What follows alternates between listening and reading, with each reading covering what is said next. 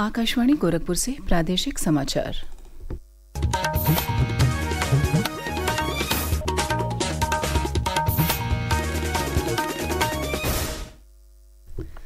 नमस्कार, समाचार बुलेटिन के साथ मैं शिवानी अरोरा। पहले मुख्य समाचार।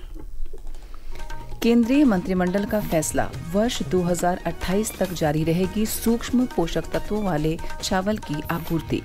देश के जाने माने उद्यमी रतन टाटा का निधन।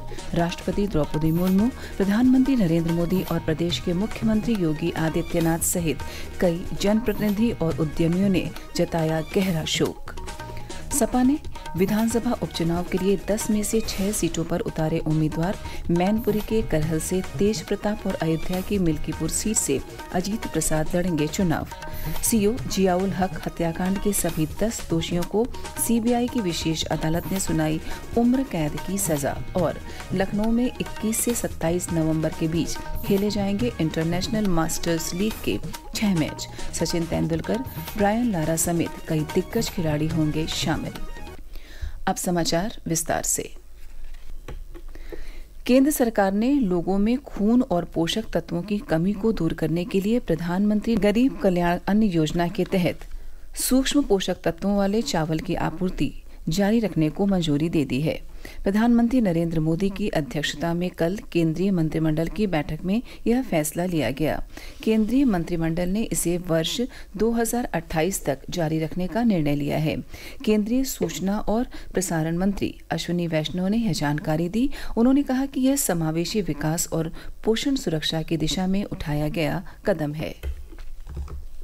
कैबिनेट में फैसला लिया गया कि 2024 से 2028 तक इस प्रोग्राम को चलाया जाएगा और 17,082 करोड़ का टोटल इस पे इन्वेस्टमेंट किया जाएगा। इसका पूरा खर्चा केंद्र सरकार वहन करेगी और इसमें ये एक्सपेक्टेशन है कि देश में एनीमिया और माइक्रो न्यूट्रिएंट डेफिशिएंसी, ये दोनों बड़ी जो प्रॉब्लम्स विशेषकर महिलाओं में और विशेषकर जो हमारे ऐसे वंचित वर्ग है, गरीब वर्ग है, उन सब में ये जो प्रॉब्लम देखी गई है उसको बड़े तरीके से, बड़े पैमाने पे एड्रेस किया जा सकेगा। मंत्रिमंडल के इस फैसले पर मुख्यमंत्री योगी आदित्यनाथ ने प्रधानमंत्री नरेंद्र मोदी के प्रति आभार जताते हुए सोशल मीडिया पोस्ट में कहा कि यह फैसला एनीमिया मुक्त, कुपोषण मुक्त भारत के स्वप्न को साकार करने में मील का पत्थर साबित होगा। देश के जाने माने उद्योगपति व टाटा सन्स के मानद प्रमुख रतन टाटा का कल रात निधन हो गया। वह 86 वर्ष के थे। उन्होंने मुंबई के निजी अस्पताल में अंतिम सांस ली। उनके निधन पर राष्ट्रपति द्रौपदी मुर्मू, प्रधानमंत्री नरेंद्र मोदी सहित कई जनप्रतिनिधियों और उद्यमियों ने गहरा शोक व्यक्त किया है। वर्ष 2000 और 2008 में पद्म विभूषण से सम्मानित श्री टाटा के निधन पर राष्ट्रपति द्रौपदी मुर्मू ने अपने एक्स पोस्ट पर लिखा है कि रतन टाटा के दुखद निधन से भारत ने एक ऐसे प्रतीक को खो दिया जिसने राष्ट्र निर्माण, कॉरपोरेट विकास और नैतिकता के साथ उत्कृष्टता का मिश्रण किया। उन्होंने महान टाटा विरासत को आगे बढ़ाया व इसे और अधिक प्रभावशाली वैश्विक उपस्थिति प्रदान की। वहीं प्रधानमंत्री नरेंद्र मोदी ने एक्स पर लिखा है कि रतन टाटा एक दूरदर्शी बिजनेस लीडर, दयालु आत्मा और एक असाधारण इंसान थे। मुख्यमंत्री योगी आदित्यनाथ ने एक्स पर लिखा है कि प्रख्यात उद्योगपति रतन टाटा का निधन अत्यंत दुखद है। वह भारतीय उद्योग जगत के महानायक थे। उनका जाना उद्योग जगत के लिए अपूरणीय क्षति है। प्रतापगढ़ के कुंडा के सीओ जियाउल हक हत्याकांड में सीबीआई की विशेष अदालत ने कल 11 साल बाद सभी 10 दोषियों को उम्र कैद की सजा सुनाई है। कोर्ट ने प्रत्येक पर 19,500 रुपये का जुर्माना भी लगाया है। जुर्माने की आधी राशि सीओ की पत्नी परवीन आजाद को दी जाएगी। दोषियों में फूलचंद यादव, पवन यादव, मंजीत यादव, घनश्याम सरोज, राम लखन गौतम, छोटेलाल यादव, रामाश्रय, मुन्ना पटेल, शिवराम पासी और जगत बहादुर पटेल का नाम शामिल है। इस बहुचर्चित कांड में तत्कालीन सपा सरकार में मंत्री रहे रघुराज प्रताप सिंह भी नामजद थे, जिन्हें जांच के बाद सीबीआई ने क्लीन चिट दे दी थी। सीओ जियाउल हक देवरिया जिला के खुकुंदू थाना क्षेत्र के जुआफर गांव के रहने वाले थे। 2 दिवसीय दौरे पर कल बलरामपुर पहुंचे मुख्यमंत्री योगी आदित्यनाथ ने जनप्रतिनिधियों और अधिकारियों के साथ बैठक कर विकास कार्यों की प्रगति जांची। इस दौरान उन्होंने निर्माणाधीन अटल बिहारी वाजपेयी चिकित्सा महाविद्यालय और चिकित्सालय परिसर का निरीक्षण भी किया। मुख्यमंत्री आज तुलसीपुर स्थित शक्तिपीठ देवी पाटन मंदिर में दर्शन पूजन के बाद गोरखपुर पहुंचेंगे। प्रदेश की 10 विधानसभा सीटों पर होने वाले उपचुनाव के लिए समाजवादी पार्टी के राष्ट्रीय अध्यक्ष अखिलेश यादव ने 6 सीटों पर कल पार्टी उम्मीदवारों की घोषणा कर दी है। सपा अध्यक्ष ने करहल सीट से तेज प्रताप यादव, अयोध्या की मिल्कीपुर सीट से अयोध्या सांसद अवधेश प्रसाद के बेटे अजीत प्रसाद और कानपुर की सीसामऊ सीट से पूर्व विधायक इरफान सोलंकी की पत्नी नसीम सोलंकी को उम्मीदवार बनाया है। इसी तरह प्रयागराज की फूलपुर सीट से मुस्तफा सिद्दीकी, कटेहरी सीट से शोभावती वर्मा और मझवा सीट से ज्योति बिंद को पार्टी ने चुनाव मैदान में उतारा है। प्रादेशिक समाचार आप आकाशवाणी गोरखपुर से सुन रहे हैं। यह समाचार बुलेटिन हमारे YouTube channel AIR news Gorakhpur और एक्स हैंडल AIR न्यूज़_GKP पर भी उपलब्ध है। प्रदेश के मुख्य सचिव मनोज कुमार सिंह और पुलिस महानिदेशक प्रशांत कुमार ने कल विजयदशमी सहित आगामी त्योहारों को देखते हुए सभी मंडलायुक्त, जिलाधिकारी और वरिष्ठ पुलिस अधिकारियों के साथ बैठक कर कानून व्यवस्था की समीक्षा की। वीडियो कॉन्फ्रेंसिंग के माध्यम से हुई बैठक में मुख्य सचिव ने निर्देश दिए कि अधिकारी सतर्क रहें और यह सुनिश्चित करें कि किसी भी स्थिति में सांप्रदायिक सौहार्द बिगड़ने ना पाए। उन्होंने कहा कि वरिष्ठ अधिकारियों की अगुवाई में अलग अलग फोर्स के साथ ज्वाइंट पेट्रोलिंग की जाए। शहर के व्यस्त इलाकों और कस्बों में फ्लैग मार्च कराया जाए।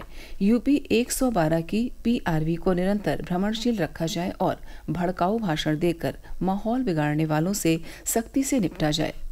मुख्य सचिव ने सोशल मीडिया पर भी लगातार नजर बनाए रखने का निर्देश दिया। वहीं पुलिस महानिदेशक प्रशांत कुमार ने कहा कि भीड़ भाड़ वाली जगहों की ड्रोन से मॉनिटरिंग की जाए और शोभा यात्रा मार्ग पर सुरक्षा के पुख्ता इंतजाम किए जाएं। दीपावली पर अयोध्या और देव दीपावली पर काशी में भव्य दीपोत्सव की तैयारियां शुरू हो गई हैं। अयोध्या में 25 लाख दीप प्रज्वलित कर पिछले साल के विश्व कीर्तिमान को तोड़ने का लक्ष्य है। 4 दिवसीय दीपोत्सव में सरयू के घाटों और राम की पौड़ी पर दीप जलाए जाएंगे। इसके लिए पर्यटन विभाग के नेतृत्व में सभी घाटों को सजाया संवारा जा रहा है। दीपोत्सव का आरंभ 28 अक्टूबर से होगा और मुख्य आयोजन 30 अक्टूबर को होना है। उधर देव दीपावली पर इस बार काशी के घाटों को 12 लाख दीपों से जगमगाने की तैयारी है। विश्व प्रसिद्ध काशी की देव दीपावली 15 नवंबर को मनाई जाएगी। वाराणसी पर्यटन विभाग के उपनिदेशक RK रावत ने बताया कि इस वर्ष वोकल फॉर लोकल के तहत काशी के घाटों पर जगमगाने के लिए दिए स्थानीय लोगों और महिला स्वयं सहायता समूहों से लिए जाएंगे। इस बार हम international laser show, international fire cracker show कराएंगे और इसके अलावा 12 लाख दीपक जो घाटों पे सजेंगे। इस बार जन सहभागिता का बड़ा योगदान रहेगा। बड़ी संख्या में लोगों को शामिल करते हुए बहुत सारे NGOs, बहुत सारी सोसाइटीज़, जो घाटों की अपनी समितियां हैं वो, इसके अलावा लोगों का उसमें सहयोग रहेगा। और इस बार करीब 12 लाख दीपक होंगे। 3 लाख के आसपास गाय के गोबर के बने हुए दीपक जो स्वयं सहायता समूह बनाती हैं, जो महिलाओं का एक ग्रुप है, उनके माध्यम से हम लेके इसको जलाएंगे। लखनऊ के अटल बिहारी वाजपेयी इकाना क्रिकेट स्टेडियम में 21 से 27 नवंबर के बीच T20 इंटरनेशनल मास्टर्स लीग के 6 मैच खेले जाएंगे। इस लीग में Sachin Tendulkar, Brian Lara, Kumar Sangakkara, Shane Watson जैसे विश्व भर के दिग्गज खिलाड़ी अपना हुनर दिखाएंगे। लीग की शुरुआत 17 नवंबर को मुंबई में होगी और फाइनल मैच 8 दिसंबर को रायपुर में होगा। लखनऊ में पहला मैच भारत और दक्षिण अफ्रीका के बीच खेला जाएगा। प्रदेश सरकार ने 8 साल से 68 जिलों के 728 प्रतीक्षारत चकबंदी लेखपालों को कानूनगो के पद पर पदोन्नत किया है। और अंत में इस बुलेटिन के मुख्य समाचार एक बार फिर। केंद्रीय मंत्रिमंडल का फैसला, वर्ष 2028 तक जारी रहेगी सूक्ष्म पोषक तत्वों वाले चावल की आपूर्ति। देश के जाने माने उद्यमी रतन टाटा का निधन। राष्ट्रपति द्रौपदी मुर्मू, प्रधानमंत्री नरेंद्र मोदी और प्रदेश के मुख्यमंत्री योगी आदित्यनाथ सहित कई जनप्रतिनिधि और उद्यमियों ने जताया गहरा शोक। सपा ने विधानसभा उपचुनाव के लिए 10 में से 6 सीटों पर उतारे उम्मीदवार।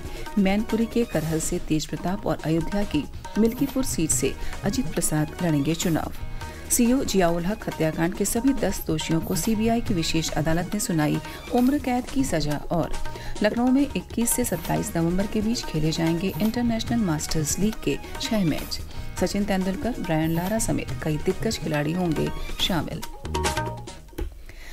इसी के साथ प्रादेशिक समाचार समाप्त हुए। नमस्कार।